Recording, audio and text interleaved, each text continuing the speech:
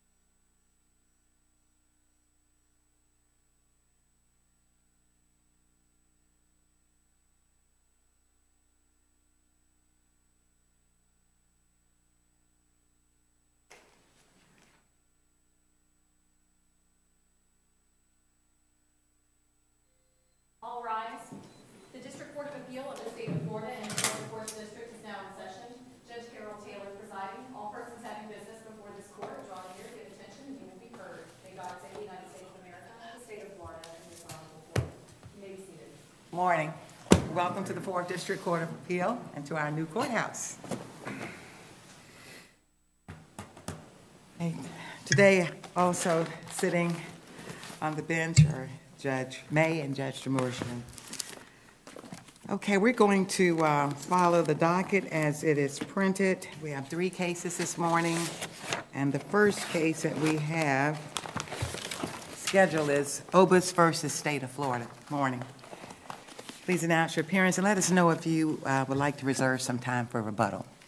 Good morning. May it please the court. Counsel. My name is Jesse Ice, and I'm here on behalf of the appellant, Kevin Obus, who is currently serving a 45-year sentence for 2 counts of attempted homicide in the first degree and 1 count of robbery with a firearm. I'd like to reserve 3 minutes of time for rebuttal. Court discretion. If you've ever wondered how people come to spend their lives in prison for crimes they don't commit, the court needs to look no further than the facts of this case. As Justice Periensi has reminded us, misidentification is the primary reason for wrongful convictions in our country. And the Florida Justice Commission has confirmed that in their own study. The Innocence Project estimates that 75% of exonerees were convicted on the basis of incorrect eyewitness testimony, which is why it's particularly troubling in this case that there was so little corroboration of any kind of the eyewitness identifications. The only evidence that the state was able to offer at trial that corroborated the eyewitness IDs was a tangential connection to a vehicle of the same make and model as one suspected involvement in the crime, and that the appellant has a similar build and rough appearance as one of the suspects involved in the shooting. There was nothing in the way of physical evidence connecting the appellants to the crime scene, to stolen property, no demonstration of any motive or connection between the appellants and the victims in this case. Well, the motive here was robbery, wasn't it? That was the motive offered by the state. However, there was cash left on the ground where the 2 gentlemen were gambling, the 2 victims. And there's also a large amount of cash left in the pocket of the victim who was laying on the ground. Okay, well, essentially your argument is that the trial court erred in excluding evidence of what you call alternative suspects.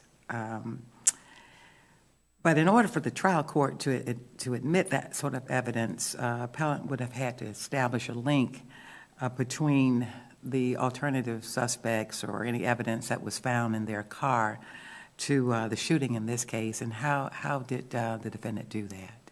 There were several pieces of circumstantial evidence that connected the suspects who were stopped on the evening of the shooting and the shooting itself, in contrast to the lack of any circumstantial evidence regarding the appellant. That evidence was a shirt of the same color as one used by one of the shooters. Michael Kors' watch was the same type of watch that was stolen from one of the victims in the shooting. They were stopped approximately 45 minutes after the shooting and not particularly far away. They also were in possession of 2 items of firearm evidence that matched the weapon that was used in the shooting. There was a Taurus gun box, which the state proffered was the type, or it was one of the brands that would have matched the caliber bullets used if it was a revolver. And there was also a loaded magazine clip, which would be fired by a semi-automatic weapon. And the testimony at trial was that that was also the same caliber as that recovered from the crime scene. So all that evidence links this to the shooting. They were stopped as suspects. They were stopped due to a BOLA, a Be on the Alert, that was, that was based on one of the victims' statement to the police that evening. And according to the stopping officer, both the vehicle and the occupants matched the suspects in the shooting, which is why the police went to the trouble of burning one of the victims for a show-up ID. And that's also why they kept the watch and the shirt. It's because they were suspected, even after the show-up ID, which failed to identify them, that evidence was still retained because they were suspects. So it's not merely the appellant's assertion that they were suspects. That's entirely the reason for the stop. They were arrested for separate reasons, which aren't particularly relevant to the case. And the police did not find a gun in the vehicle that was occupied by these men who were stopped. Correct. They did not find a firearm there. They did not recover any firearm in this case. The appellant should receive a new trial because the evidence that was most relevant to the defense that he offered, misidentification, was the firearm evidence. These being alternative suspects in the shooting, the evidence most material to a shooting would be the firearm evidence. Instead, the jury was deprived of that, so they were shown a constellation of circumstantial evidence that the state was able to rebut piece by piece, but without the piece that would have provided the more material, the more relevant focus on that evidence, was that these gentlemen were in possession of firearms-related evidence that matched the caliber used in the crime. That evidence was not just relevant and material to the defense, it was also critical in the sense that this was not harmless error. One of the main differences between the first trial, which ended in a mistrial due to a hung jury, and the retrial was that this evidence was excluded. This is a close case. This evidence was admitted in the first trial? Correct, Your Honor. This jury deliberated for hours, and they asked very specific questions about evidence in the case. It shows they weren't sitting back there waiting for pizza to get ordered. They were looking at gaps and conflicts in the evidence in the case. This is not a slam dunk by any stretch of the imagination. And their questions went directly to the veracity and credibility of the state's witnesses. Where did this watch come from? They had doubts about the watch that was proffered by the state as the stolen watch. And that doubt relates to these alternative suspects who were also in possession of Michael Kors' watch that the state's witness denied was his on the stand. That sort of leads into that other issue that you raised in your brief about the trial judge's instructions to the jury, because I believe that one of the jurors asked, well, where did the defendant's mother get the Michael Kors watch? Correct, Your Honor. And you felt that the trial court's response to the jury was not adequate? Correct, Your Honor. That's the response made by the court was objected to by the defense. The defense preferred the court's initial response, which would have been simply to answer the question rather than hiding the ball. It would have said directly that information could not be answered based on the evidence at trial. That instruction is also the standard jury instruction that the Florida Supreme Court has approved. And then the court could go on to say that the jury should rely on the evidence before it and the instruction on the law. But to simply say you have all the evidence you need strongly insinuates to the jury that they should move on and ignore those gaps and contradictions in the state's case.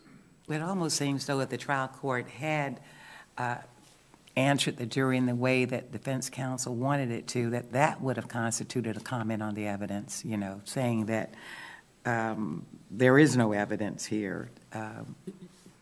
Your Honor, that is the appellee's position, but Florida Standard Jury Instruction for Criminal Cases 4.3 begins by saying, I am not able to, depending on the choice, answer this question because it calls for information that is not in evidence. This instruction was approved in 2007, and several of the cases relied on by appellee post-dates this instruction without calling it into question.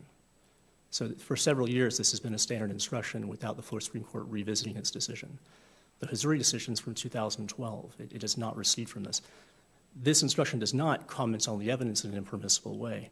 The cases cited by appellee for that proposition involve commenting on more judgment calls on the evidence, such as, does the DNA match? That was the issue in Kelly and Coleman. This is a question that cannot be answered from the evidence at trial because there was simply no testimony or evidence that would allow. I don't know if this particular instruction was given, but I assume it was, since it's a standard instruction, is that the jury's not to speculate and is only to rely upon the evidence in front of it, and particularly with regard to objections. So it seems to me that, you know, these instructions aren't perfect, but they're pretty good. Standard instructions, and I think the juries get it, that they're not to speculate, they're to look within the confines of the trial and rely upon the evidence. So if the jury asks the judge about a watch and the judge says, you know, you've got all the evidence that's been presented at trial, you rely on that evidence, combined with all the other instructions, I mean, we would constantly be, and I use this word loosely, speculating on what juries might or may not do. We assume they follow the instructions. And the instructions seem to me to be adequate, that they tell the jury, just look to the evidence. And if you're not convinced beyond a reasonable doubt, then you have to find the defendant not guilty. Respectfully, Your Honor, this is a case in which one part of the instruction was reread. So it's not a challenge to the instructions that were given prior to deliberations beginning. It's a partial instruction that was read in response to 2 juror questions where there were doubts about the evidence, which is a reason for reasonable doubt. And I that's understand that, but by your own admission, that the entire instruction had previously been read, correct? The entire instruction that I just discussed, 4.3, was not read, no, Your Honor. No, but there was an instruction that was originally read which told the jury to rely only upon the evidence presented at trial and not to speculate. There's no assigned error, no defect in the instructions given prior to this. It's the context in which the court offers a partial instruction in response to a juror inquiry that leads the jury to be misled about the applicable standard, and it raises the insinuation that they should move on and not speculate about what also might be a basis for reasonable doubt. And so a separate instruction about reasonable doubt was also requested by the defense in order to clarify that. Reserve the remaining time. All right, thank you.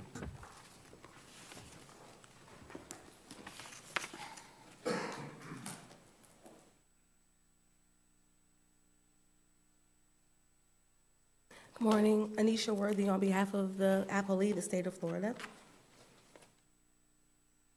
I wanted to address issue 1 because the bottom line is that when you're looking at whether the gun case and the magazine were admissible into evidence, as Judge Taylor pointed out, you have the defendant, as the proponent seeking its admission, had to establish that it was relevant. And in order to establish relevance, he had to have a connection between the items and the shooting. And when he's arguing that there was some sort of connection, I think you need to pay careful attention to the arguments that he's making. Because what's missing from his analysis is the fact that he made a proffer in an attempt to establish that there was some sort of connection.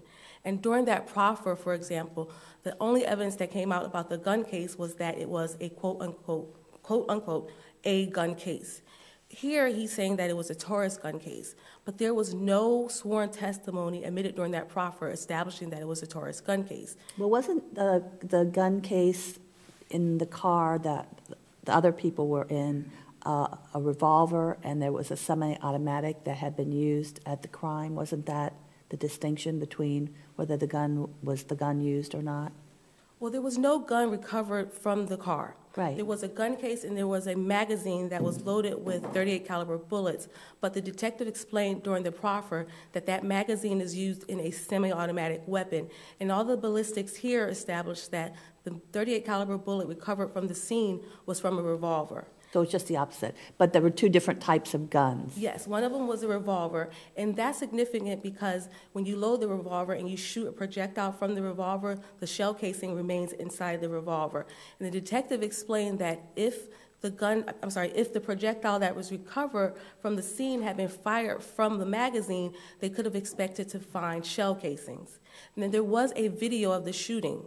And that was also significant in the context of this case because if you look at the video, you see the victims running, you see the defendant and the other shooter chasing the victims, and they're shooting, and they fired several shots because the victim who was hit by the gunfire was hit at least 3 times, maybe even 4 times.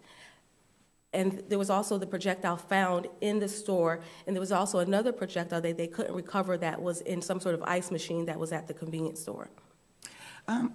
Okay, and so in this case, the trial court did allow the defense to introduce evidence related to the traffic stop. Yes. You know, that evidence that the car was similar to the car that was described in the BOLO. And also the trial court allowed evidence about the occupants of the stopped car. But the court just came short of allowing the defense to introduce any evidence about the gun case and the magazine found in the car. Yes. How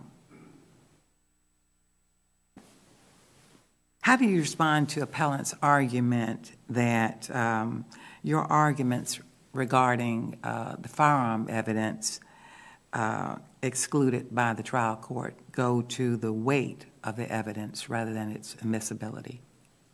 Well, we respond by pointing out that at the threshold, he has to establish that was relevant. So you have to establish a connection. If you don't have a connection to the crime, the jury doesn't get to to assign any weight to it, because the threshold requirement as the proponent seeking its admission is relevance. And if you don't have the relevance, you don't have the admission. Well, there were other factors, though, of similarity involved here. The car that the occupants were in was quite similar to the car described in the bolo. And then there, I believe, the defense pointed out that one of the occupants of the car matched the description of one of the perpetrators. And also the Michael Kors watch was in the car, an orange pullover shirt, and I believe that one of the shooters was described as wearing an orange shirt. So there were some similarities there. Weren't there maybe sufficient for at least the jury to hear this, because of the general law that if there's any evidence that tends to establish a reasonable doubt as to the defendant's guilt, that evidence should not be excluded. Well, the defendant and the state also have to have the same standards that they have to meet, which is relevance. And relying on the mere fact that there were some similarities is not sufficient in this case, because those similarities were almost coincidences. When you look at the actual testimony and when you look at the actual statements that the police received from the victim said he saw a 2-door black car. The occupants were in a 4-door blue car. The defendant said he saw the victim said he saw the defendant wearing a white shirt and the other shooter was wearing a long sleeve orange shirt. So in the car, it was a short sleeve Ralph Lauren polo shirt. It was a collared shirt. And what's significant about that shirt, for example, is that it was a new shirt. It still had the tags on it. Now, he did try to argue at trial that, well, he could have had that short sleeve shirt over the long sleeve T-shirt. But remember, there was a video here. And you don't see from the video that he has on some sort of short sleeve shirt over his long sleeve shirt. So nothing quite matched the occupants of the car. There were things that were similar. Even the watch. There was a Michael Kors watch, but Michael Kors is a well-known designer. There are a lot of Michael Kors watches, and the state actually had to go through the trouble, because the trial court admitted the watch, to actually admit both watches, and the victim had to identify the watch that was stolen from him that night, as well as look at the watch that was recovered from the occupants and say, no, that's not my watch, I've never seen that watch. So when you look at those differences, the mere fact that there were some similarities does not establish relevance. You have to look at the entire circumstances of the crime. And that's the crux of the defendant's argument. He's trying to make you look at this in a vacuum. He wants you to look at one thing and one thing only, and that's the caliber of bullets. But when you expand it from out that vacuum, you look at all the other facts, you see that, well, it might have been the same caliber, but the bullet at the scene came from a revolver. The bullets in the occupant's car was from a semi-automatic weapon in a magazine. At the scene, one of the shooters was wearing a long-sleeve orange T-shirt. Well, inside the car was a brand new Ralph Lauren collared short-sleeve polo shirt. Yeah, but back to the firearms evidence. Haven't courts found, and I believe the state might have cited some cases that have held this, haven't courts found that when bullets were found that were of the same caliber as the caliber used to kill the victim, that this is relevant evidence? So why wouldn't it be relevant for the defense to introduce this sort of evidence? Well, the case law, none of the case law relies solely on the caliber. That's a significant point, because when you're looking at a nexus, you have to have more than just one thing. So, for example, I wanted to point out, like in Del Hall, for example, and that's one of the cases that the defendant cited in his reply brief, there was not only a 9mm projectile that was used at the scene, there was other evidence, such as the defendant admitting that he actually transported the murder weapon. So none of the cases were relying on the fact that there was a caliber match alone. All of the cases, there was something else. In another case, for example, was not only that the caliber match, but it was also that the bullets were made from the same materials. So that's why I pointed out that the defendant wants you to look at this in a vacuum. He wants you to look at only the caliber of the bullets, but you have to look at the other facts and circumstances. You cannot rely on one thing and one thing alone to establish a connection, especially in the context of this case where you had the victim, just as the defendant pointed out, who did a show up. And this was within an hour of the crime, and he said, no, the men that you are detaining were not involved in the shooting. He not only just said that they weren't involved, he pointed out that they didn't fit the description of the shooters. Both of the men who were detained, they both had dreadlocks, for example, and they were heavier and a little sturdier built than both of the perpetrators of this crime. Do you have any explanation as to why this was admitted in the first trial, not in the second one? I don't know because I wasn't privy to that. And even when the trial court made the decision to admit the watch and the shirt, he didn't explain what his decision was. He only said, as far as in the context of the magazine and the gun case, that there was no nexus shown. Okay, anything further? If you have no more questions, I did want to point out on issue 3, we did concede that there was an error in the judgment, and I think it's very important to note that the trial court, quote unquote, corrected count 1 instead of count 2. Count 1 should include the reference to the statute to require the defendant to serve the 25-minute ban because the victim in count 1 did suffer great bodily harm, so that needs to be added back. Okay, thank you so much. Thank you.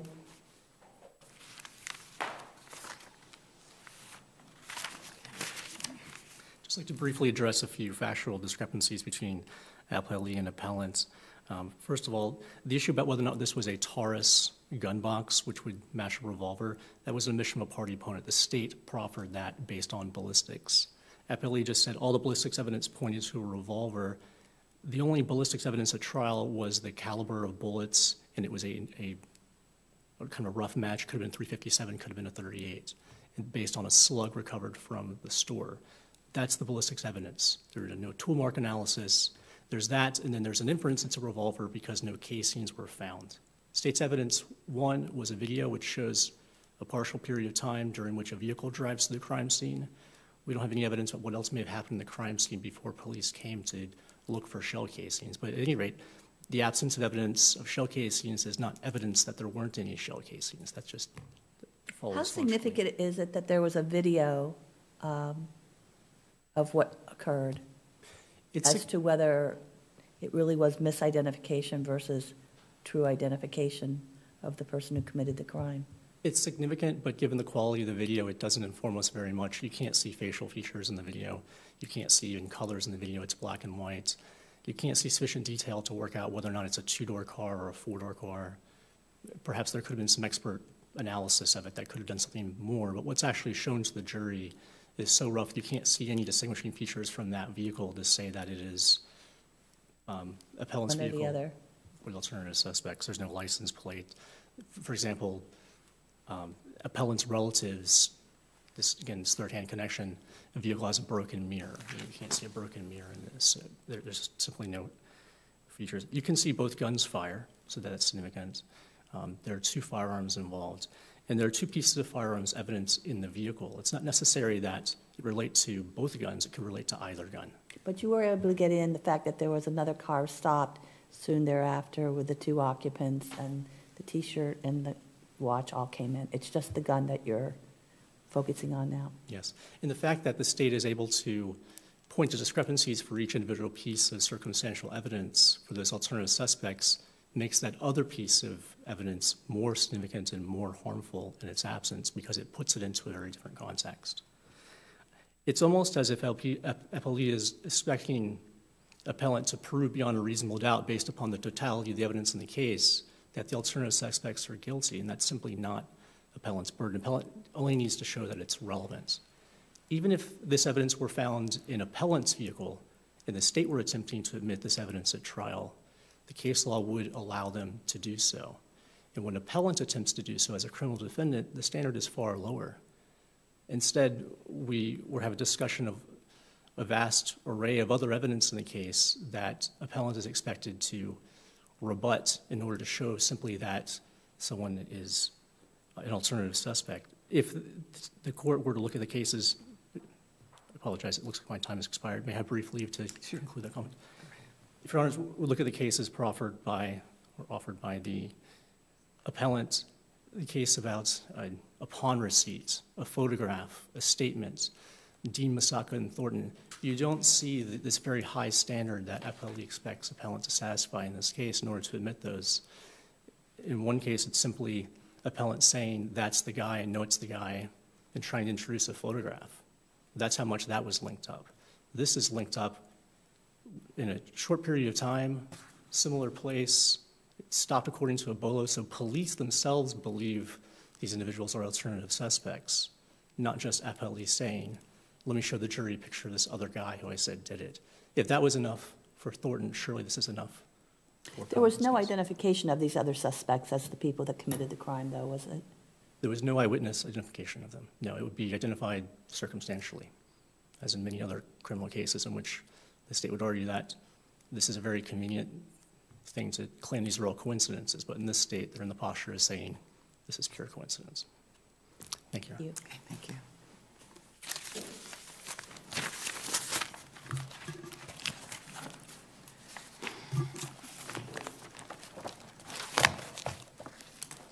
Yeah, our next case is Hartford Underwriters Insurance Company versus Marriott, our International in Arts.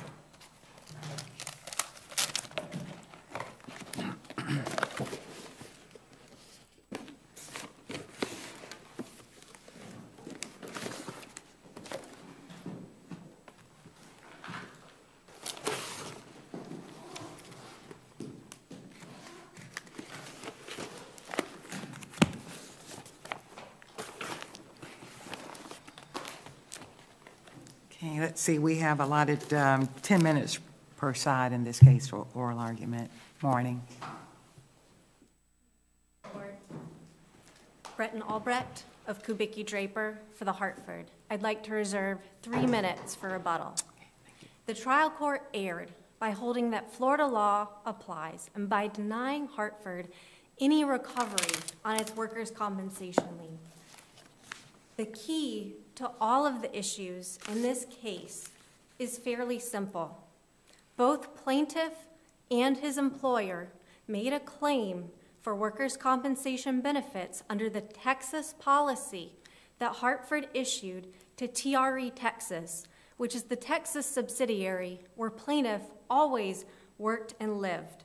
For years, Hartford paid and plaintiff accepted over $83,000 in workers' compensation benefits.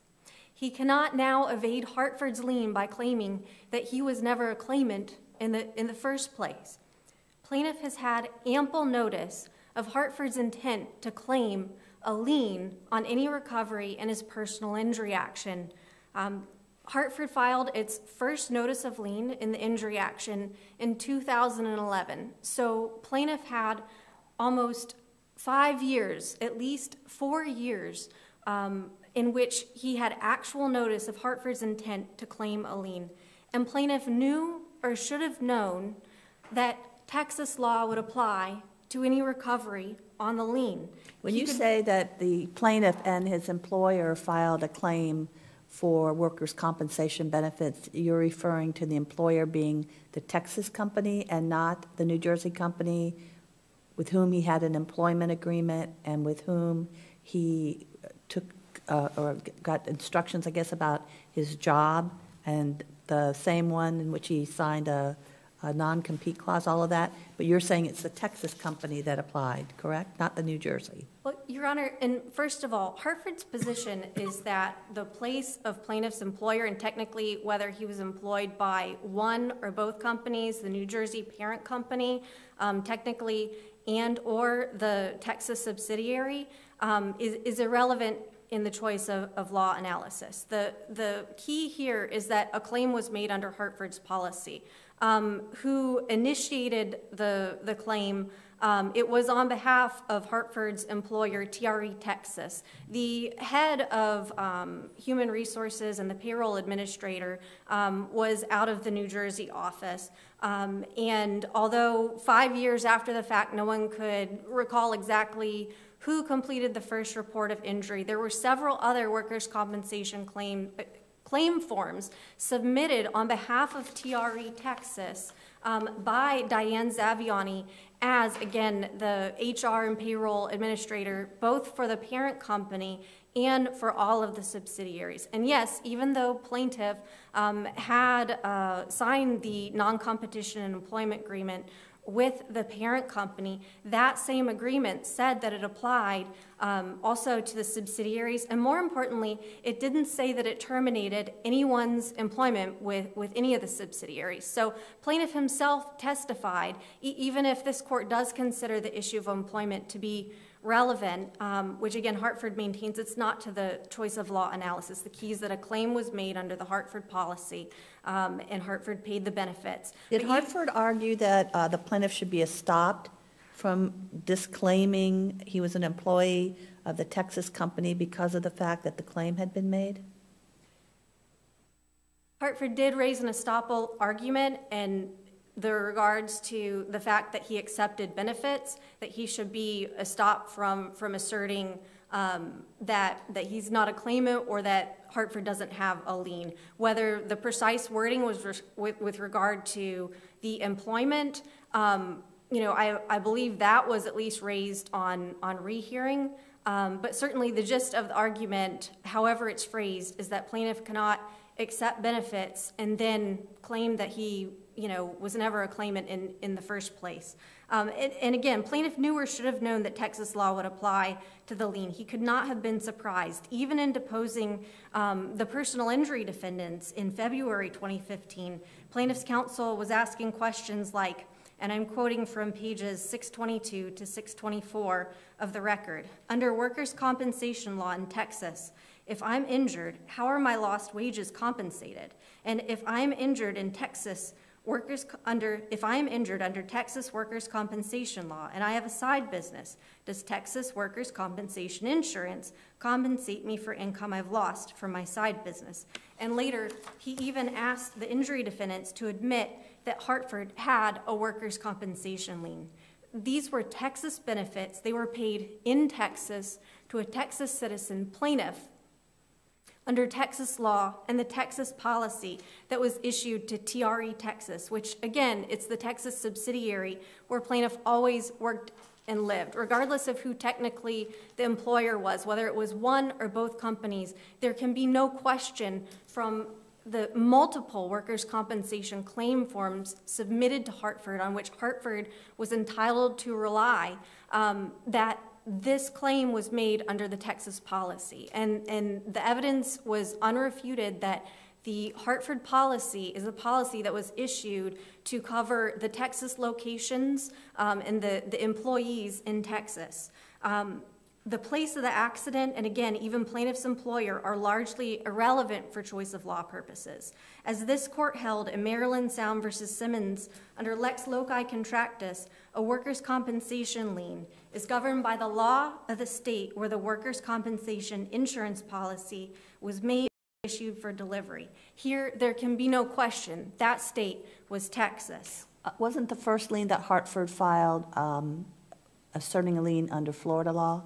Your Honor, the first notice of lien filed in 2011 actually did not cite a specific statute. And part of the problem here is that neither Florida nor Texas requires a specific form for the lien. The first notice of lien simply stated it was being filed on behalf of the Hartford, and here's actually a key, and on behalf of the employer, which was TRE Texas, stated in the first notice of lien.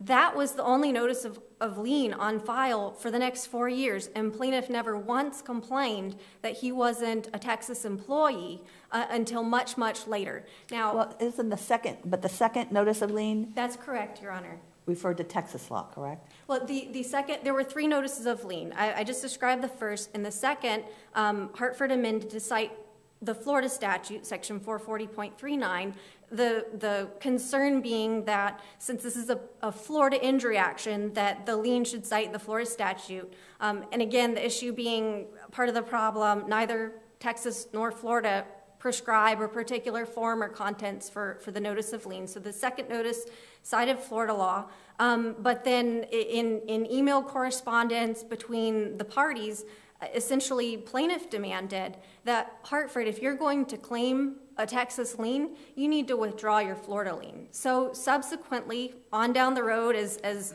the litigation continued, yes, Hartford did amend its notice of lien to cite Texas law. And withdraw its previously filed notices. and withdraw the previously filed notices. However, that amended notice was still asserting Hartford's lien. It used the wording that plaintiff himself demanded, and regardless, if this court holds Texas law applies, the Texas law is very clear that a carrier can still assert its lien after the settlement, and that's the Ledbetter case that we've cited and the others in our briefs. I see that I am into my rebuttal, Your Honor, so I would like to reserve the rest.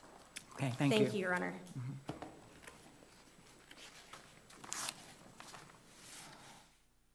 Good morning, Your Honors. May it please the Court. Unfortunately, I've got to start by clarifying some of the factual issues because the argument is made by the Hartford just doesn't square with the record. The record in this case is that after our client was injured, he filled out a claim on a state of Texas insurance compensation form where he identified his employer as Total Repair Express, LLC, which was a New Jersey limited liability company. So he did not file the claim as an employee of the Texas company? Did not. And the second document, in terms of the timeline that we get Mr. Arts' claim, notice where he says, I work for TRE LLC. Then you get what is called an employer's first report of injury. And that was filed ostensibly by the employer. But we deposed in this case Diane Zawani, who was the HR person for TRE LLC. She works in New Jersey. That's who her employer is. And in her deposition, it was problematic because all of the Hartford's favorable witnesses have a real issue with the fluidity of their testimony. On direct, when she was asked by the Hartford's lien lawyer whether or not she filled out that form, she said yes. We then pointed out to her on cross that her name was misspelled twice on the form. Mr. Arts' biographical information was incorrect on the form. And towards the end of my cross-examination, she was conceding that she didn't know where the form came from or who filled it out. So for the Hartford to take the position that somehow my client or his employer made an affirmative step to seek those benefits, we dispute that. Not only do we dispute that, but you will not hear at any time why the Hartford paid this lien. Or these well, benefits. but doesn't there seem something not quite right in that the claim was filed, Hartford paid, and now your client doesn't want to reimburse Hartford? That's not accurate. Our client was more than willing to reimburse Hartford for what we believed was their lien under Florida law. We made an offer to Hartford for $19,000. And a year, almost 2 years after the lien litigation began, after they lost the argument that they were entitled to a Texas lien, Hartford came in, as they have at the trial court and now at this court, and said, oh, well, give us a Florida lien of $12,000. Now, we are ethically obligated as plaintiffs' lawyers to take these liens and defend them and work them out for no more than our 40% compensation. But under Texas lien law, the Hartford only has to reimburse us at a rate of 30%.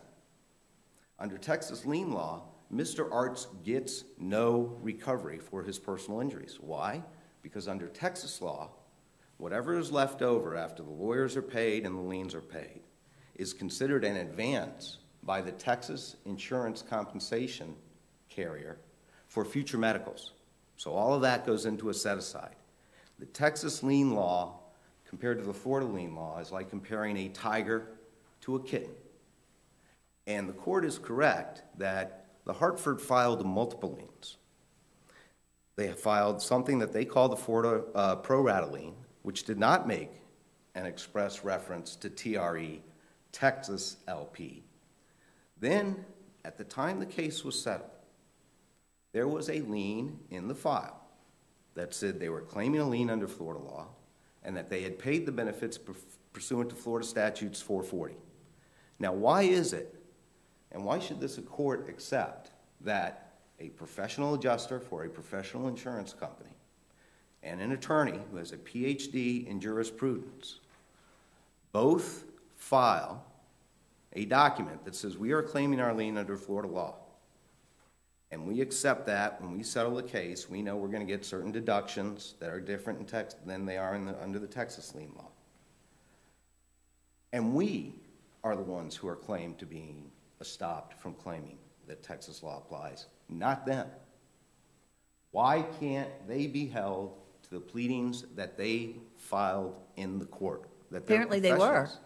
Well, that's a good rule, because at the time I'm settling the case, I'm looking in my file, this is after I'd taken the deposition, and I see a Florida lien law. I see it. It's in black and white, it's signed by a lawyer, and presumably it's submitted on behalf of the client. Why can't I accept that and go to the defendants and say, okay, here's what I think I'm going to have to pay back, so here's how we can settle the case? You know, there's enough conflict to go around. I mean, you know, both sides. I mean, your client filed a claim in Texas, and, you know, it's a highly regulated area of the law. The legislatures, just about in every state, have enacted comprehensive legislation for this alternative dispute resolution mechanism for employers and employees. We all know what the policy arguments behind it.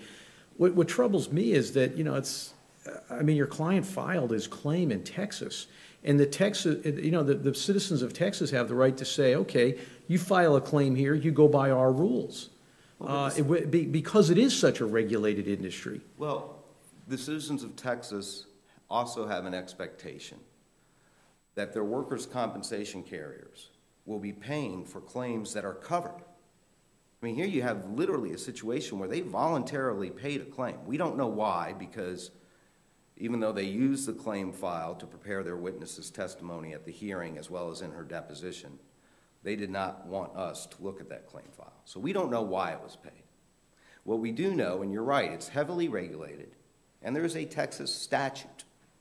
And if you apply that statute, they have no lien. And we cite in our brief to the case, it's kind of a sad case. Well, isn't that, but that's something, the judge never got to that point because the trial judge did not apply Texas law. I mean, that may be an argument for another day, but I'm just, I mean, I'm fascinated, I'm interested in, you know, the claim was filed in Texas, it was paid under a Texas policy.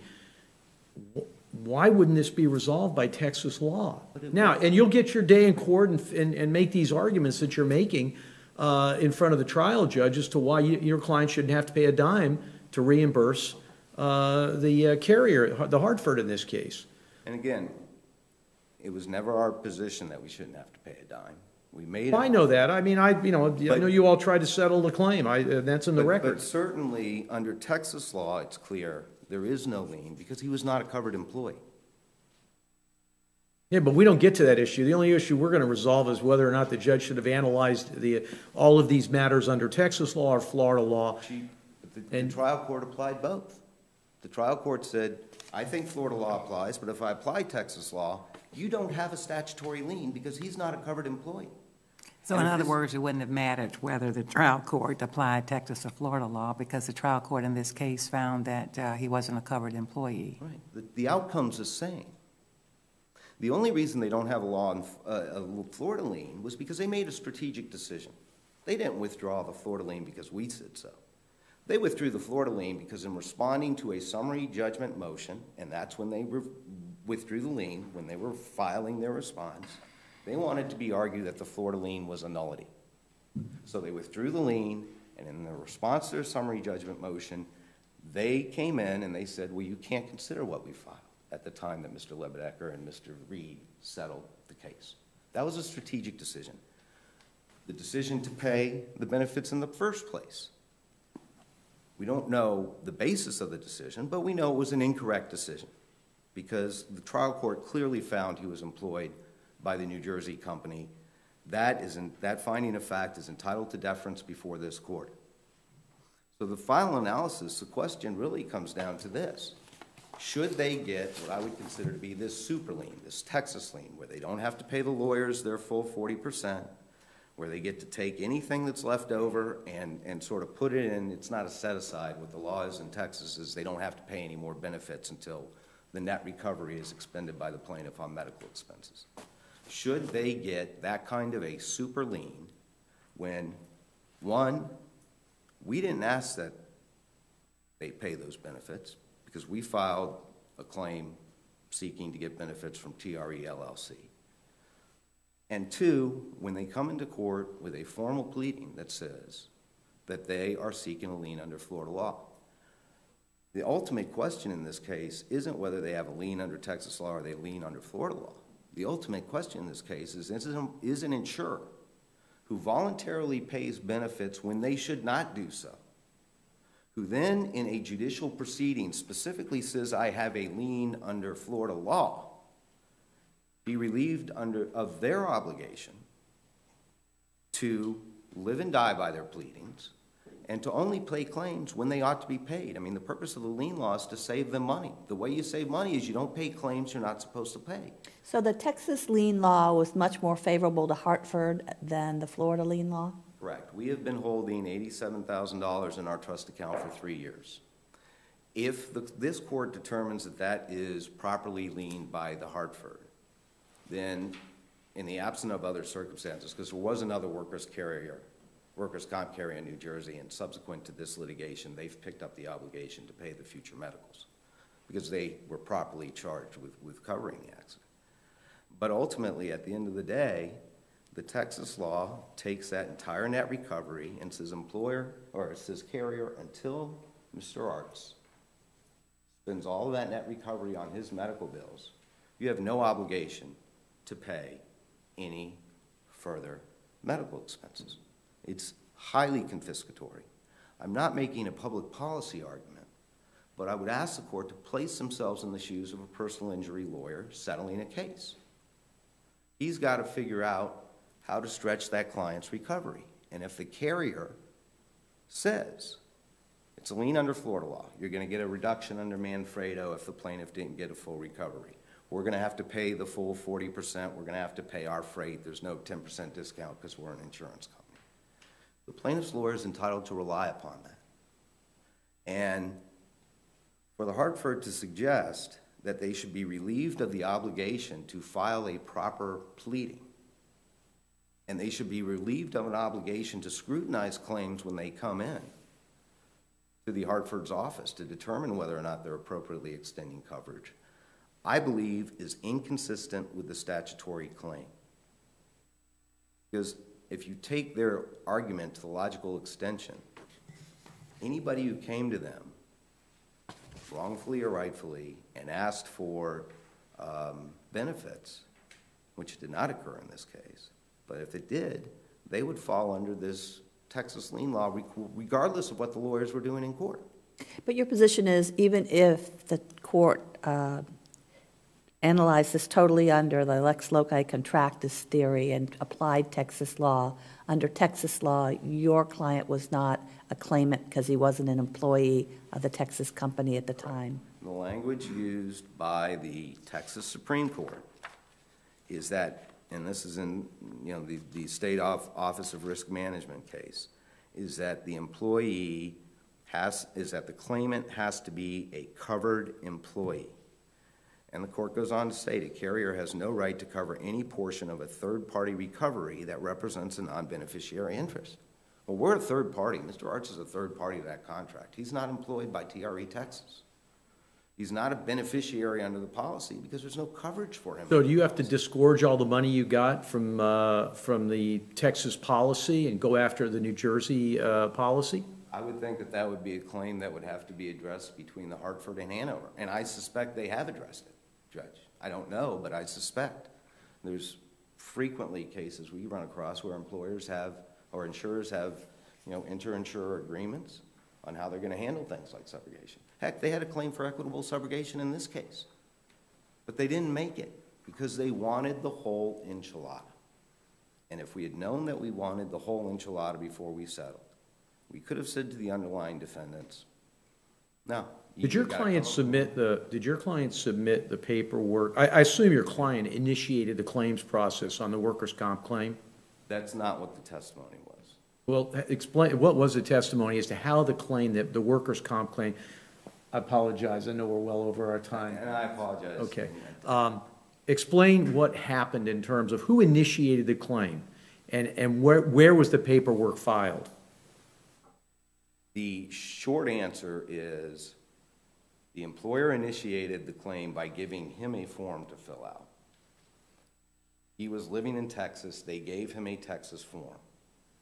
He filled that out saying, my employer is TRE LLC. Almost contemporaneous. He must have notified somebody he was injured on the job. Well, they knew because it happened at a The function. function. Yeah, So okay. there was no surprise here. And by the way, Hartford didn't come in and pay the emergency room bills. That was paid by a health insurance carrier who's insured was the New Jersey. Well, I think you've answered my question, which is the record will reflect your client, everybody knew your client was injured. The entity his employer reacted and gave him a Texas claim form. Right. Okay, thank you. Thank you.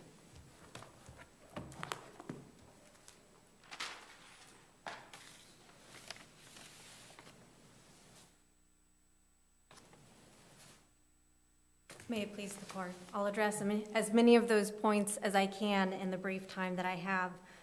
First of all, regarding the employee claim form that we were just talking about, yes, plaintiff listed the parent company, TRE LLC, being the only difference in the name, as his employer. However, he also listed the address of his employer as the address of TRE Texas, and his date of hire is 1997, which is before the LLC even existed. Plaintiff himself testified that he was employed by TRE Texas as of 2006 when Houston Hospital Services rolled over. He said he had a handshake agreement with Houston Hospital Services. He went on to testify that his employment rolled over. He was an employee of TRE Texas. The claim form was submitted to Hartford, and it's not just the first report of injury that we discussed, which again 5 years later no one could recall who actually filled it out. There were the other forms. They were all Texas forms citing Texas law. Plaintiff could not have been surprised by the application of Texas law. To the extent that plaintiff is claiming throughout this litigation that the application of Texas law is somehow unfair, that is in essence a public policy argument. However, as we explain in our brief, plaintiff cannot raise a public policy exception to lex loci contractus because he is not a Florida citizen. That exception only applies to Florida citizens. So why under Texas law should you win? We should win under Texas law because contrary to plaintiff's reading of the Carty case, plaintiff was a claimant under Texas law. In our initial brief, we go through in detail what is involved in a workers' compensation claim in Florida and in Texas. Once the carrier has notice of the injury, they have to start paying. They do have a short time to investigate. In this case, our position would be that with forms being submitted by plaintiff's employer under Texas law for the Texas entity where this policy was issued to cover those locations and employees, Hartford really had no reason to suspect that this was anything other than, yes, everyone agrees he was injured on the job at a work conference. It's a compensable injury. Everyone's saying the claim is submitted on behalf of TRE Texas. They paid. Once they pay, and after that pay and investigate period, it doesn't matter if it's a compensable injury. They're obligated to continue paying, and that's what they did. They did the right thing. They paid the benefits, and they are entitled to a lien. Plaintiff is the one who settled without resolving Hartford's lien. Texas law only requires that the carrier give fair notice of its lien. And in this case, there can be no question that Hartford's first notice in 2011 gave plaintiff actual fair notice of Hartford's intent to claim a lien. So what about the finding the judge made that the appellee is actually employed by the New Jersey company, and you all paid, but don't go after the appellee, go after the comp carrier in New Jersey? Well, Your Honor, that's actually an interesting argument. Plaintiff never made a New Jersey claim. He made a claim in Florida after his injury case settled and after the lien case was well underway. And the New Jersey company's carrier settled that Florida claim only after the final judgment in this case was entered. As far as the equitable subrogation type arguments, the law there's case law holding that you can't get equitable subrogation because it's a contractual matter. It's pursuant to the claim. It's pursuant to the insurance policy. So in this case, the benefits that were paid, they were paid in Texas under Texas law, and those are the benefits at issue. What another carrier subsequently paid for future benefits after the final judgment in this case to settle a matter, those two are Yeah, but I think you're missing my point. I mean, opposing counsel argued that under Texas law, you don't get any lien rights unless the employee is an employee in Texas of a Texas employer.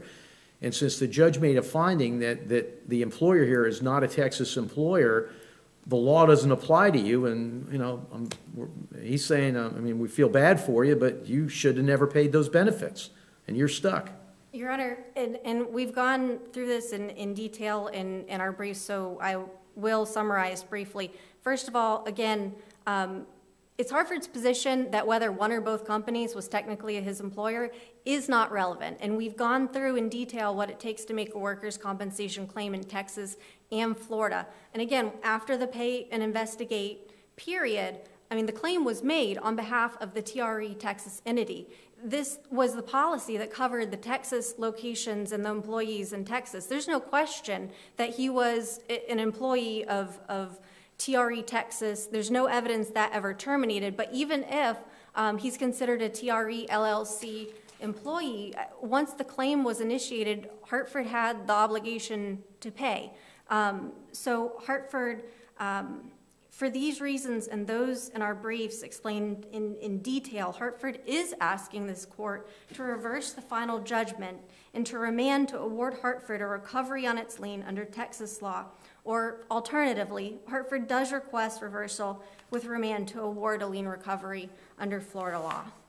Thank you, Your Honor. Okay, thank you.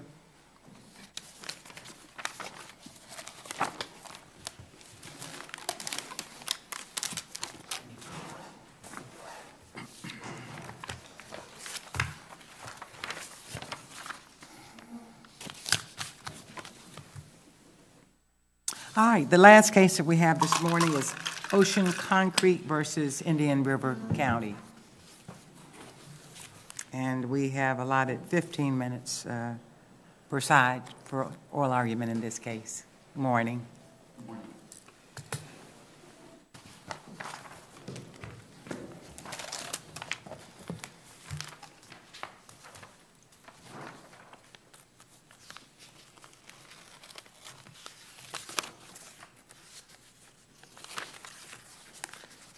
May it please the court?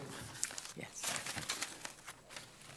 I'm Jeffrey Smith. I represent George Mabe and Ocean Concrete in this appeal proceeding. I'd like to reserve 3 minutes for rebuttal.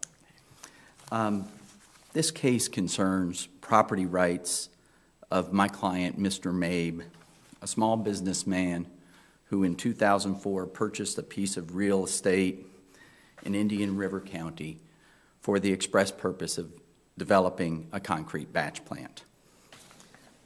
Those are rights that are secured not only by our Florida and federal constitution, but also by statute under the Burt J. Harris Private Property Rights Protection Act. The property at issue was located along the FEC Railway. It was zoned light industrial, IL zoning, which specifically included concrete batch plants as an allowed use that was permitted as a matter of right on that property. Mr. Mabe conducted his due diligence. He met with county officials prior to ever purchasing the property. He retained engineers. This is all as found by the judge. Engineers and consultants, and went about the very complex task of securing a site plan approval for his project. After he had spent hundreds of thousands of dollars in the development effort, a group of citizens in the county formed an organization that they called Stop Ocean Concrete. Because they realized that Mr. Mabe had a right to build a concrete plant on the property that he bought for that purpose, their efforts focused on changing the local laws, the local ordinances, to remove concrete batch plants as an allowable use in the IL zoning district. Ultimately, the county caved to the clamor of the crowd. It changed the IL zoning and stripped concrete batch plants from the allowable uses in that zoning category.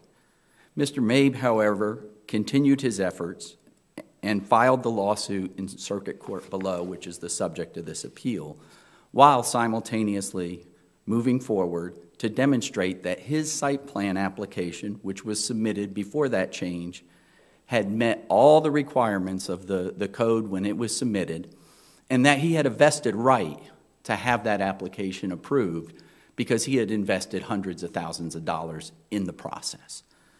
Ultimately, the county found, and I think this is key, the county found that he did meet all the pre-amended code requirements. They issued a final approval letter for the site plan under the old code, and then they moved forward with an analysis of whether or not he had vested rights. The county then denied the vested rights request and he proceeded to move forward with his complaint in circuit court. That complaint included 3 claims: a claim under the Burt Harris Private Property Rights Protection Act, a claim for a Penn Central type of regulatory takings, and a claim for a due process of law violation under 42 U.S.C. 1983. Did the county ever signify in any way that it was going to approve appellant's site plan application? Well, they other than the fact that they approved it, Your Honor, they did approve it. Did they ever actually approve it? Well, they never actually they issued a permit or anything. They issued a final approval letter. And if you read it, it's in evidence. The final approval letter says, this is under our the Indian River Land Development Code, this letter shall be deemed to be final approval under the code as it existed when he applied. And then they proceeded to make a determination of vested rights. I wanted to focus most of my attention on Burt Harris. I will get to the other claims just briefly, but the Burt Harris claim, I think, here is fundamental. And sometimes we grapple as lawyers and judges with the concept of what was the legislative intent in enacting a particular law. Of course, legislative intent should be our poll star in deciding how do you interpret this law as applied to the facts. Except that when things come out at the end of legislation, it's never looks like when it goes in. So. Well, happily for us, the legislature made clear in the Burt Harris Act what its intent was. And I'll just read it. It says, the legislature recognizes that some laws, regulations, and ordinances of the state and political entities, as applied, may inordinately burden, restrict, or limit private property rights without amounting to a taking under the state constitution or the United States Constitution. The legislature determines that there's an important state interest in protecting the interests of private property owners from such inordinate burdens. Therefore, it is the intent of the legislature, as a separate and distinct cause of action from takings, the legislature herein provides for relief or payment of compensation when a new law, rule, regulation, or ordinance of the state or a political entity, as applied, unfairly affects real property. You know, it seems to me like, and I'm glad you're focusing on the application of the Burt Harris Act, because I would agree, that's what this case is about. But it seems to me that what the judge grappled with, and I'm curious, well, I think I know what your position is going to be, is the judge went through an analysis of the economic viability of this project, which I'm not sure is the correct analysis. In other words, it's not for the government to decide whether you're gonna make it or not. It really, that's not what the government's supposed to do. The government is supposed to determine whether or not your use is consistent with the current code, and it's this phrase is it's a double negative, not non-speculative. Right. Exactly, Your Honor, and we think that's where the trial judge erred as a matter of law. And the trial judge went down this road of evaluating, well, would Mr. Mabe ultimately have been successful in obtaining more funding? He had already gotten couple $1 million in funding, but he knew it was a big task. But would he have been able to do that? Given the fact that he's only a mom and pop, and there's big multinational corporations, Titan, Cemex, that are involved in this concrete business, could he really make a go of it against those bigger players? And by the way, there's some expert testimony that says that there's a move towards consolidation, and the independent mom and pops like Mr. Mabe are a thing of the past. This has nothing to do with an analysis under the Burt-Harris Act of whether or not a use was authorized. The Burt-Harris Act divides the uses into two, and it says you can be an existing use or you can be a vested right to a proposed use. Under the existing, there's actually two subcategories. You can have an actual existing business. You can say you have a convenience store, a gas station, something, it's existing. Okay, the government can't come along and burden that property by saying you can't continue to have that business there. But that's not at issue. The other is that you have a reasonably foreseeable, non-speculative use that you propose for the property. And that's where I believe, Judge, that the trial judge just went down this wrong path, saying that speculative is this analysis of how successful. And if you accept it, you set up a system where you say large, well-heeled developers would have a claim under Burt-Harris because same facts, same set of facts. They pulled the rug out from under the large developer in the middle of the process, and you get to this issue, well, did he have an existing, a reasonably foreseeable non-speculative use? And you say, well, yes, this is a large corporation. They operate all over the country. They have a lot of financial depth. You've articulated in your brief that that analysis is clearly biased towards large, well-funded entities, and the little guy has no chance. Because if the judge looks at your wealth, your how deep your pocket is, can you survive the economic downturn, the little guy loses all the time. Correct. I mean, unless it's you find a cure for cancer and you want to open up a drug plant, and you know that you got a base patent, something like that, yeah, then the little guy might be able to make it. But in this situation, clearly if you looked at it from an economic viability standpoint, you could find experts on both sides that probably could say, he's got a chance at making it.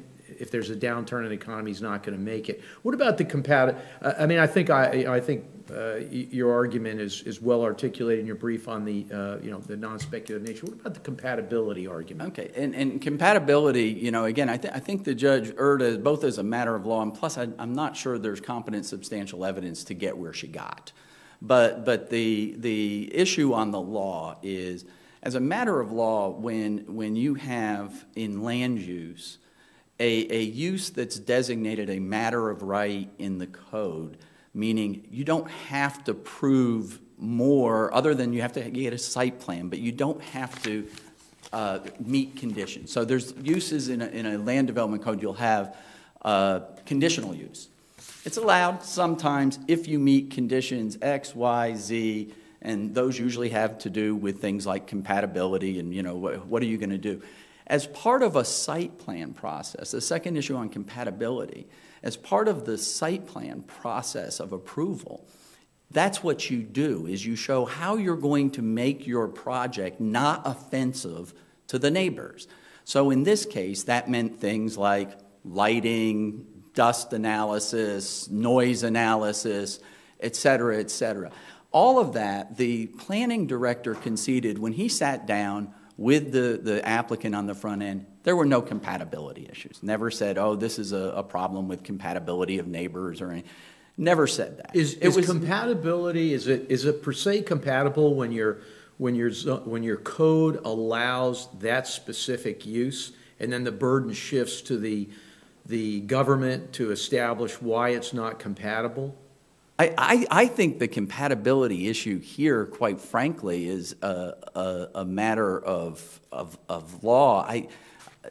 The comprehensive plan is all about putting together a pattern of land uses that will be overall compatible. When you look at our... Well, that's what I guess that's my point. I find it interesting. How can the government say it's not compatible when the zoning code allows for it? You presume there was that vetting of those issues when the land use plan was created, and so all the compatibility issues were addressed, and so now you have a land use code and a zoning code that permits this use. How could it not be compatible? I guess that's my point.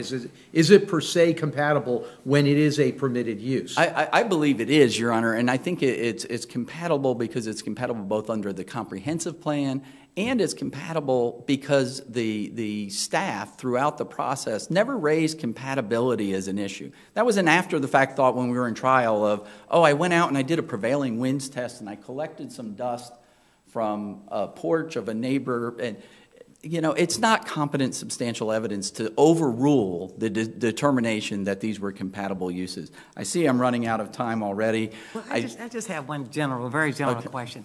So under the Burt-Harris Act, then, is your argument that then in order to establish a vested interest in developing property, all you need to do is just show that it was permitted under the old zoning code? No, not at all, Your Honor. And I think that's an excellent question, and I need to take a minute on it. Vested rights. I think vested rights is key here. And the county took the position that this is a mere zoning case. You relied on the mere zoning of the property. That's not the case. We relied, and my client relied, on specific actions of the county in saying, here's the discrepancies that we find in your project, which you do when you submit a site plan. None of them are significant, number one. And number two, by the way, your project's approvable as a matter of right in this zoning category. So they tell them, go forth, here's your list of 27 things that you need to go out and do. Go forth and do that, and we can approve your project. That's what my client did. He went out and relied on, here's your letter, here's the things you need to do. He went out and did them. And that's where this case is different than all these mere zoning cases that they try to rely upon. This isn't mere zoning. This is mere zoning plus reliance on what the county said to do. I've completely used up my time, and I thank you for your attention. Thank you. I think I had 50 seconds. We'll give you more time if necessary. May it please the court. Good morning, counsel. Good morning. My name is Dylan Reingold. I'm the county attorney for Indian River County. This case is really about an appellant who saw something that he admitted was a daunting endeavor to build a concrete batch plant on a one-lane road that had insufficient right-of-way, that was surrounded by residential and light commercial properties, that had significant off-site improvement requirements in order to develop this property, and was surrounded by, in a market of 17 different competitors. If you were an investment banker, you'd be making a very compelling argument why you're not going to loan this guy any money to do this project. But how does that have anything to do with what the government should look at when analyzing whether or not he's got a vested right to do what he wants to do with his property? Well, Your Honor, and we've been spending a lot of time talking about the Burt-Harris Act, so I'll stick with that issue right now. First off, it's got to be reasonably foreseeable, non-speculative, suitable for the subject property, and have it compatible with adjacent uses. What the court talked about is that you looked at whether it was speculative or not. You had 12 plus banks who looked at the project and said, this isn't, Excuse me. We're not going to loan you money. You've already admitted that this was a daunting endeavor. You've essentially acknowledged this is a speculative nature. I would like to disagree with the appellant on one aspect. It's more than just, and this actually plays into your question, Judge Taylor, it's more than just having the zoning by matter of right and getting simply a site plan approved at the end of the day. Based upon the brief that was submitted by appellant, essentially all four of the elements of the existing use test, reasonably foreseeable, non-speculative, suitable for the subject property, and compatible with adjacent uses, their argument is essentially it was allowed by a matter of right and that we eventually got the site plan approval. It's either one or the other or a combination of both for all four. I believe that essentially makes all of the criteria under the existing use analysis superfluous. What the judge did was looked at each of the four and said, yes, I'll give you that it was foreseeable. It was allowed by a matter of right. But let's talk about the compatibility. There was competent, substantial evidence on the record, and the court cited to that, saying almost half the property is adjacent to either residential uses, it's adjacent to residential zoning, or it's adjacent to residentially There was no this property, all the surrounding properties, as I recall, were undeveloped. I think there was one house adjacent, and then there were other subdivisions around the property. But the statute asks to analyze the use in relationship to the compatibility of adjacent land uses. And so the judge, based upon the substantial competent evidence, had ruled, yes, they're residential uses and they're also light commercial uses, certainly not something of this heavy industrial use in that region. Additionally, the judge looked at the suitability of the property, and in that regards talked about things or used the evidence in the record and talked about the substantial off-site improvements that would need to be done, the lack of the right-of-way, the one-lane road, the substantial improvements that would need to be made to the railroad crossing, the substantial drainage improvements that would need to be done. And so what the judge did was parsed out each of the four elements, and appellants would have to demonstrate all four of those: the foreseeability, the suitability, the compatibility, and the speculative nature of it, non-speculative nature of it, would have to prove all four of those for being in existing use. And there was competent, substantial evidence on the record that at least three of those four were not met. With regards to the vested right issue that we've also talked about, there needs to be an act, needs to be reasonable reliance, and there needs to be a substantial change in circumstances. There was no act in this case. Again, we go back to this idea that Judge Taylor, you asked about, which was the site plan, was it essentially a matter of right? The Florida case law talks about local governments that have issued permits, that have annexed property as in response to an applicant's request, have approved site development plans, have rezoned property, all of these sort of affirmative acts by a government set forth. In this case, we do not have that act, and that's what the judge had found below. Based upon the evidence, all you had from staff to the applicant was a 7-page list of discrepancies. You're going to need to fix the road. You're going to need to do these things. But it did not say, and your project is approved. They never got that letter. In fact, well, at least before the zoning was changed. And in fact, I think it's important to note several things about it. One, the actual site plan approval that was provided to the applicant at the end still said, oh, and there are these 14 other things you're going to need to do at the end of the day to even move forward with your project. Oh, and you're going to have to improve the road, and you're going to have to do these drainage improvements. There were so many other obstacles still on the way. So there was no act of the government that happened. In fact, we had a pre-application conference with the applicant, presented them with 10 pages of information of things you're going to need to do. The applicant then came in, applied for a site plan approval, never submitted a response, let it lapse, and then came in for another application, and we submitted 7 pages of comments that said, here are all the things you need to do. But isn't the question really before us whether the judge properly analyzed the law and the facts under the Burt-Harris Act, to the extent that she seemed to focus more on whether this was going to be a financially successful venture versus the actual factors that needed to be taken into consideration in determining whether he had a viable claim? I think the issue is focused, Your Honor, on the property itself. The judge had competent, substantial evidence on the record to demonstrate that this property was not suitable for this use. Concrete batch plant on a 1-lane road, concrete batch plant for a road that didn't have sufficient right-of-way, concrete batch plant on a property that was going to have trucks going over a road that needed significant off-site improvements to the railroad crossing.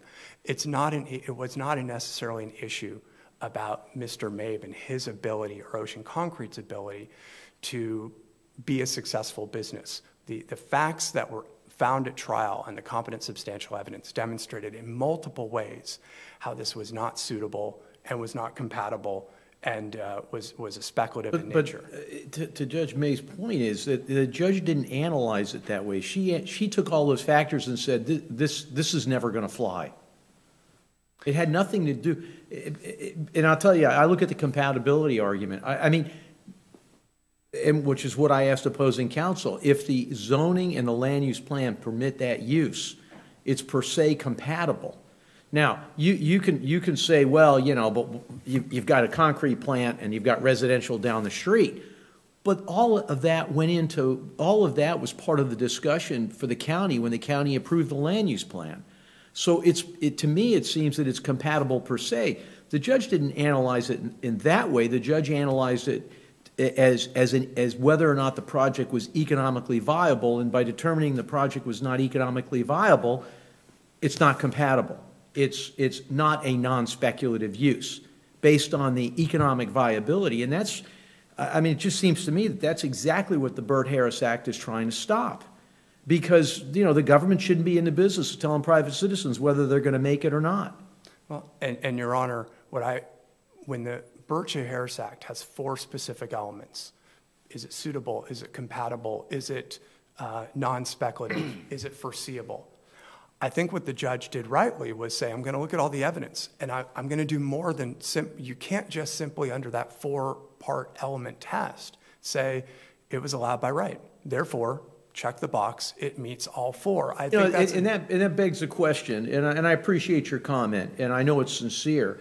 But, you know, I find it troubling. I read in the record that we had I think it was the county attorney and the director of planning.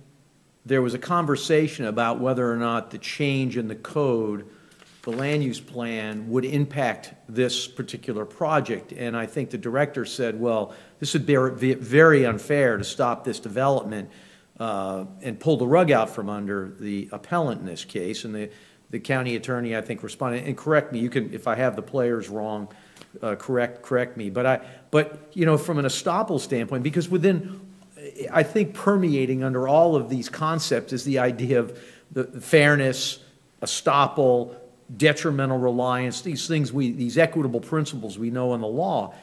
And I mean, this case seems to me to be the poster child for unfairness. I mean, this man, whether you believe this deal was going to go or not, and you can debate that all day long, and you may or may not be right, or the county commission may or may not have been right. But the fact is that what troubles me is there's a lot going on here in terms of whether or not this project can make it in order to justify changing and not applying the new code to this application. And how do you respond to that when you have the internal debate going on, which is part of the record, that everybody acknowledges this is going to be really unfair doing this? Well, and Your Honor, to address the fairness issue, there's fairness protected in terms of an outcome, and then there's fairness protected based upon procedure. And then there's fairness essentially articulated in the statute of what are the elements you need to satisfy legally as to what is a legal compensable fairness and versus something that's just morally not, you feel is not right, it doesn't sound right. But when the judge walked through all of the substantial evidence in a 73-page opinion, the judge was pointing out the various different facts on the record. There was no act by the county. You don't see any of these instances in the Florida case law where it's, well, actually, the instances in the Florida case law where you find that there was a vested right, there is an affirmative act, that building permit issued. Well, you would agree there's not a lot of case law on this Burt-Harris Act. I mean, well, there's not a lot on the Burt-Harris Act, but what the Burt-Harris Act tells us to do is if you're going to understand whether there's a compensable right under the Burt-Harris Act, that you have either an existing use, and here's the 4-part elements, the elements you need to examine, which is more than just use by a matter of right, or the principles of vested rights. And the principles of vested rights start with the principle of whether there was an act. And the judge found, based upon the record, there was no act. All we had provided Mr. Mabe and Ocean Concrete was a list of 7 discrepancies. There was no approval, and your site plan is approved, go forth. And there was no evidence on the record that Mr. Mabe or Ocean Concrete, and the judge makes this very clear in the order, there was no evidence on the record that he did or could have accomplished all of the and obtained all of the permits and all of the approvals that were set forth. But he did do substantial things in response to these discrepancy letters, significant financial investments. And you need to meet all, Judge, and there's an argument in the case to state, and he did X, and he moved forward with Y, and he performed Z. The issue is there was no act. That's the first part of the part of the analysis of vested right. Was there an act? Was there a reasonable reliance upon that act? And was there a substantial change in circumstances? What you find here, and there's the only case law that comes close is the Project Home case from the town of Astatula. I've tried my best to pronounce that right. Is that the court talked about there was strong encouragement for this new development to happen. And then it was a very informal process. It was a very small town. Between the informal process and the in the small town and the strong encouragement for this developer, that's when the court found that there was a vested right. We are not a small town. We had a very formalized process. And there was no evidence below, no competent substantial evidence that we affirmatively were welcoming this developer, this development, this industry. So without that, when you look at the case law, whether it was fair, unfair, moral, not moral, there was no act that the Indian River County performed that opens the door for the vested right analysis, which is part of the analysis of the Birch-Harris Act. That's sort of an estoppel. And that's the estoppel argument, right? And there was no argument on appeal that there was a bad faith sort of analysis under the Birch-Harris Act. With regards to just the takings claim, I would like to note that the court found in favor of the county on all three prongs of the Penn Central analysis, and in fact specifically said that the diminution of value was so minor that it did not rise to the level of a compensable takings. Even if the court were to disagree with this court were to disagree with the trial court's determination on the direct investment-backed expectations portion, I think the other three prongs of the court's analysis, which were not challenged on appeal, would stand up and certainly hold that there was not a Penn Central takings in that case. With regards to the direct investment-backed expectation, I think that it's got to be reasonable. That's specifically called out in the code. And I think it's important to realize that the judge went through there and pointed out the competent substantial evidence. You had significant off-site improvements, ones you haven't demonstrated you could meet or did meet. You had substantial competition from other properties in the area. Light industrial zoning and this type of off-site improvements necessary was just not an appropriate use. Thank you. Thank you very much.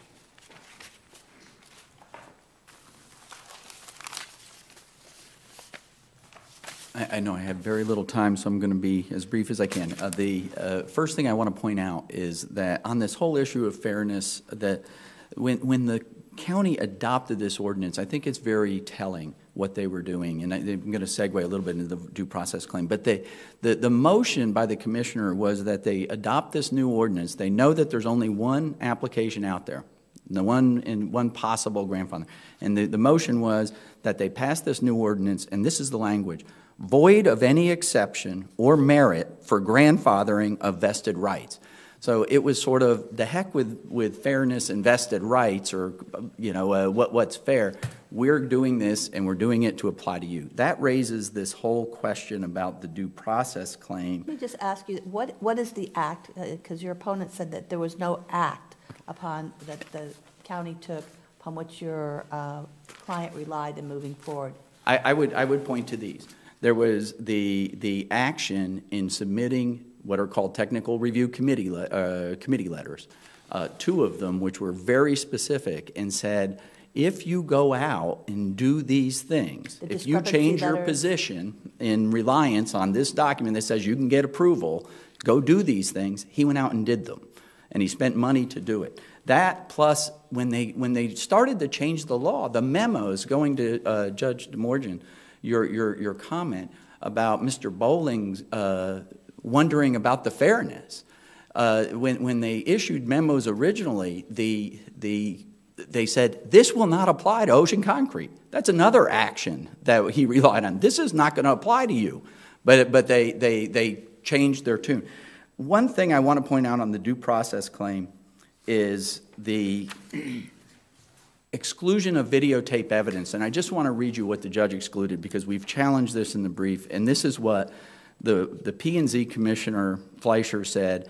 I'm really upset that we're pulling the rug out from a piece of industrial construction that followed all the rules, jumped through all the hoops, and suddenly we changed the rules after he made his application. And that's not fair, darn it. That's just bloody not fair. And there were 3 other commissioners that joined in and said, if you want to make this policy change, make a policy change. But it's not fair to apply it to George Mabe. And I'll leave you with one quote, because I think it speaks directly to that point. And this is in the Town of Largo case cited in our brief. Stripped of the legal jargon, which lawyers and judges have obfuscated it with, the theory of estoppel amounts to nothing more than an application of the rules of fair play. One party will not be permitted to invite another onto the welcome mat and then be permitted to snatch the mat away to the detriment of the party induced or permitted to stand thereon. And I think that's exactly what this case is about. It is a Burt Harris Act, as the judge put it, a Burt Harris Act poster child. We ask that you reverse on the Burt Harris claim. We ask that you reverse as to the due process claim. And as to the takings claim, we agree that it should be remanded, or we submit it should be remanded on the issue of whether the 4 prongs were met. We believe all 4 prongs were met, and we would request that it be remanded for determination of damages. All right, thank you so much. Thank you. Court will be in recess.